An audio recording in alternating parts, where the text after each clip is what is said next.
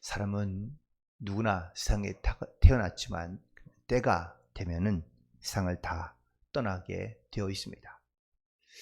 이것이 모든 인생을 살아가는 그러한 진리이고요. 그리고 또한 그 죽음으로부터 어떤 죽음을 맞이하게 될까라는 것을 늘 생각하며 살아가기도 합니다. 물론 우리가 죽음을 알고 있고 혹은 또 언젠가는 그 죽음에 대하여 우리가 처하게 될 것을 알고 있지만 사실 우리는 죽음을 잘 생각하지 않고 살아갑니다. 죽음에 임박해서야 우리는 그 죽음을 생각하지, 우리는 살아가면서 죽음을 깊이 있게 고민하거나 또한 그것을 깊이 있게 생각하려 하지는 않습니다. 왜냐하면 아마 우리는 다 죽음을 피할 수 없다는 것을 알고 있긴 하지만 너무 지나치게 죽음에 얽매여 있다면 우리의 삶이 매우 비참하거나 아니면 또 안타까운 것만 생각하며 살아갈 수 있기 때문이죠. 하지만 그리스도인들에게 죽음이란 육체적인 죽음을 의미하는 것이지 영원한 죽음, 또 영혼의 죽음에 대한 것은 아닙니다. 우리는 육을 가지고 태어나긴 했지만 동시에 우리는 영으로, 하나님의 영으로 태어난 자라는 것을 우리는 분명히 기억하며 살아가야 될 줄로 믿습니다. 영으로 또한 영의 모습으로 우리가 살아가지 않는다면 육체의 죽음으로만 끝나는 이 세상을 우리는 아쉬워하기도 하고 혹은 두려워할 것이 분명하기 때문에 그렇습니다. 그래서 마태복음 10장 28절에 말씀하시기를 육을 죽이는 자를 두려워하지 말고 영을 죽일 수 있는 하나님을 두려워하라고 말씀하고 있습니다. 우리는 우리의 구원이 육체에 있는 것이 아니라 영혼에 있는 것임을 반드시 생각하고 그리고 하나님 앞에 나아가야 될 줄로 믿습니다. 예수님도 십자가에 달려 죽으시면서 하나님께 이렇게 기도하셨습니다. 아버지여, 내 영혼을 아버지의 손에 부탁하나이다. 지금 죽고 십자가에 달려 죽는 육체의 죽음을 하나님께 말한 것이 아니라 육체의 죽음, 그 이후에 영혼의 죽음에 대하여 혹은 또 영혼에 대하여 바로 하나님 앞에 자기의 영혼을 맡겨드리고 그리고 숨을 거두신 것을 우리는 성경에서 보게 되는데 예수님이 자기의 육체의 부활이 없거나 혹은 또 자신의 육체를 하나님께 부탁한 것이 아니라 자기의 영혼을 함께 맡겨드리고 그리고 또 육체의 부활체로서 다시 이 땅 가운데 나타나시고 승천하신 것을 말씀해 주고 있는 이유는 육체의 부활보다 더 중요한 것이 바로 영혼의 부활인 것을 우리 가운데 말씀하고 있기 때문인 줄로 믿습니다. 그렇다고 육체가 가치가 없거나 혹은 또 쓸모없거나 혹은 헛된 것이 아니라는 것을 우리는 반드시 기억해야 됩니다. 가장 중요한 것은 우리가 두려워할 것은 육체의 죽음보다 이 영혼에 대한 죽음, 영혼에 대한 부활이 없이 살아가는 것이 이것이 바로 가장 큰 죄악 중에 하나님을 깨닫고 우리는 이 육체의 죽음보다 영혼의 죽음에 대한 두려운 마음을 가지고 살아가야 될 줄로 믿습니다. 많은 사람들이 육체의 죽음을 두려워하는 이유는 과연 무엇일까? 죄를 많이 짓고 또 그 죄로 말미암아 내가 영원한 형벌인 지옥에 가는 것이 우린 두려운 마음을 가지고 있기에 우린 육체의 죽음을 두려워하는 것보다 그 영원한 죽음에 대하여 두려운 마음을 가지고 있기 때문이라는 것이죠. 그런데 이것은 삶이 갖고 있는 어떤 지식과 배움으로부터 느끼는 것이 아니라 하나님께서 우리 가운데 있는 이 영혼, 그 영혼에게 깨달을 수 있고 느낄 수 있고 또한 두려운 마음을 갖게 해주시기 때문이라는 사실입니다. 부활이 없는 사람은 장차 부활이 없기에 그 육체의 죽음에 대하여 두려움이 없이 살아갈 것 같지만 실제로는 그렇지 않습니다. 그래서 사도행전 24장 15절은 악인이나 의인이나 모두 다 구별 없이 다 부활한다고 말씀하십니다. 중요한 점은 부활한 후에 어떤 차이가 있느냐라는 것이 바로 이 땅 가운데 육체의 죽음과 또 영의 부활에 대한 이러한 소망과 믿음으로 살아가는 사람의 차이라는 것이죠.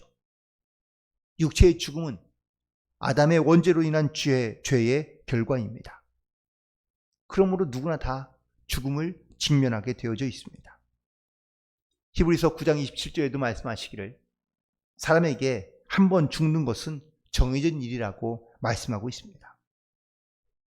누구나 다 이 죽음을 피할 수 없지만 중요한 것은 어떠한 죽음을 맞이하느냐라는 것이 이렇게 중요하다는 것이죠.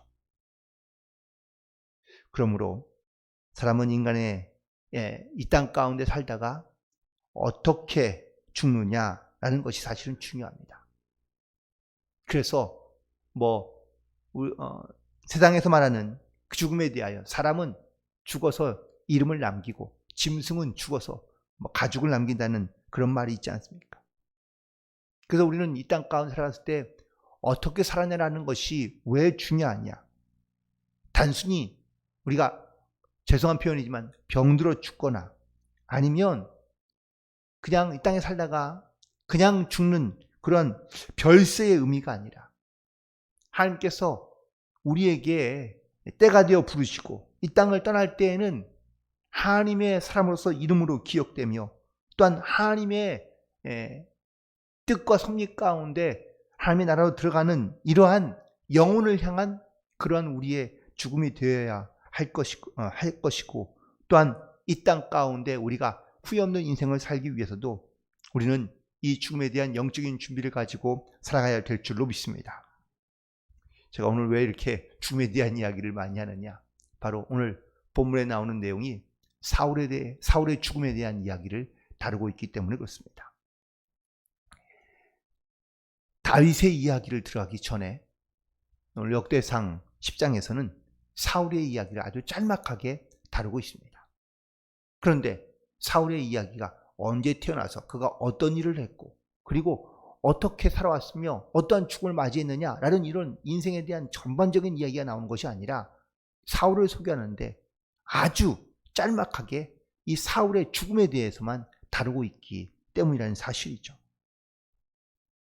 결국 10장의 핵심적인 내용은 사울왕을 소개하는 데 있는 것이 아니라 사울왕이 어떠한 죽음을 맞이했느냐라는 것에 대한 이야기로 그 죽음만 다루고 있기 때문에 또 이 죽음을 다루면서 가장 핵심적인 내용은 그가 죽은 그 과정과 모습을 보니 하나님이 기뻐하시며 하나님이 부르셔서 그를 그러니까 하나님의 부름을 따라 그가 죽음을 맞이한 것이 아니라 그가 죄의 결과로 맞이하마 바로 죽음을 맞이하게 되었다고 말씀하고 있기 때문입니다. 13절과 14절에 있는 말씀을 다시 한번 보시면 사울이 죽은 것은 여호와께 범죄하였기 때문이라. 그가 여호와의 말씀을 지키지 아니하고 또 신접한 자에게 가르치기를 청하고 여호와께 묻지 아니하였으므로 여호와께서 그를 죽이시고 그 나라를 이새의 아들 다윗에게 넘겨 주셨느니라 라고 말씀하고 있습니다. 결국 사울이 죽은 것은 바로 여호와께 범죄했기 때문이라는 겁니다. 사울이 범한 범죄는 하나님 말씀에 순종하지 아니하는 것인데요. 그는 먼저 사무엘상 15장에서 블레셋과 전쟁하기에 앞서서 그는 하나님 앞에 제사를 드리는데 그는 하나님의 뜻에 순종하지 아니하고 자기의 임의대로 제사를 드렸다가 결국 하나님 앞에 책망을 받습니다. 그런데 그 일만 한 것이 아니라 그는 하나님의 말씀을 지키지 않을 뿐만 아니라 신접한 자에게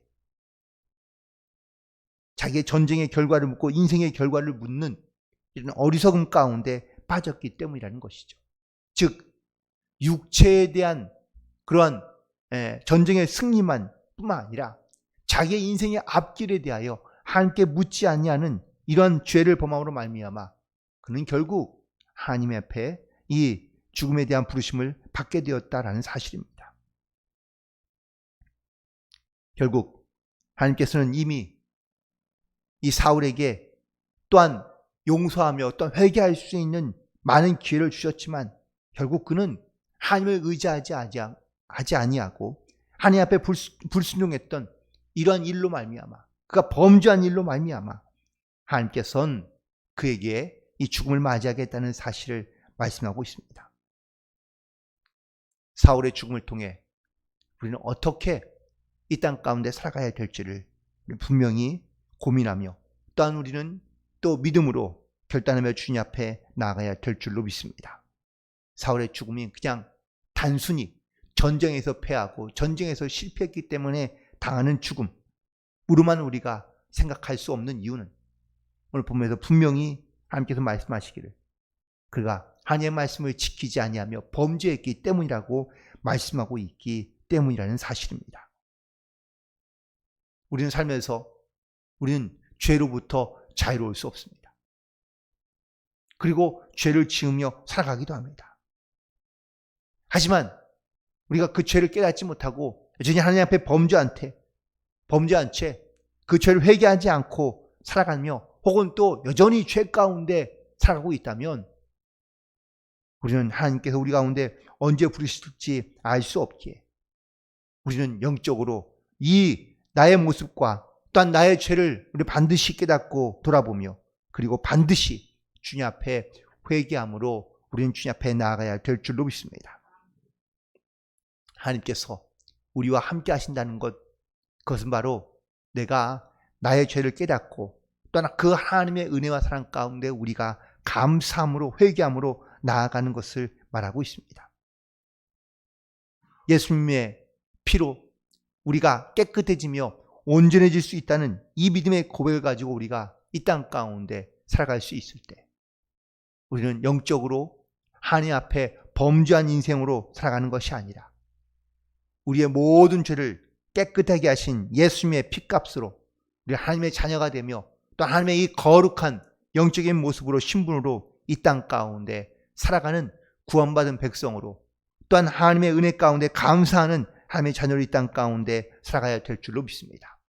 물론 언젠가는 우리도 이 땅을 떠나 우리가 하나님 앞에 섰을 때에 하나님께서 우리에게 잘했다, 칭찬받을 만한 그런 믿음의 모습을 가지고 주님 앞에 설 수 있게 되기를 간절히 소망합니다. 하나님 앞에 서는 것이 부끄럽거나 두려워 우리의 죄로 말미암아 하나님 앞에 범죄한 인생으로 서는 것이 아니라 우리가 우리 죄를 철저하게 회개하고 다시 한번 날마다 우리가 짓는 이 죄 가운데도 우리는 범죄한 인생으로 살아갈 수밖에 없기에 우리는 육신의 죽음을 두려워하는 것보다 이 영적인 죽음을 두려워하는 믿음과 신앙을 가지고 그냥 이 땅 가운데 살다가 죽는 것으로 끝나는 것이 아니라 하나님의 온전하신 뜻을 이루며 그 부르심에 우리가 당당하고 또한 떳떳하며 주님 앞에 기쁨을 드릴 수 있는 그러한 구원의 삶, 믿음의 삶을 살아가는 성도로서 이 땅 가운데 살게 되기를 간절히 소망하며 오늘 다시 한번 이 사울의 죽음을 통하여 우리가 이 땅에 살아가는데 어떠한 모습으로 살아가야 될지를 다시 한번 결단하며 그리고 그 믿음 안에 승리하는 삶을 살아갈 수 있는 저와 여러분이 되기를 주님의 이름으로 간절히 축원을 드립니다. 기도하시겠습니다.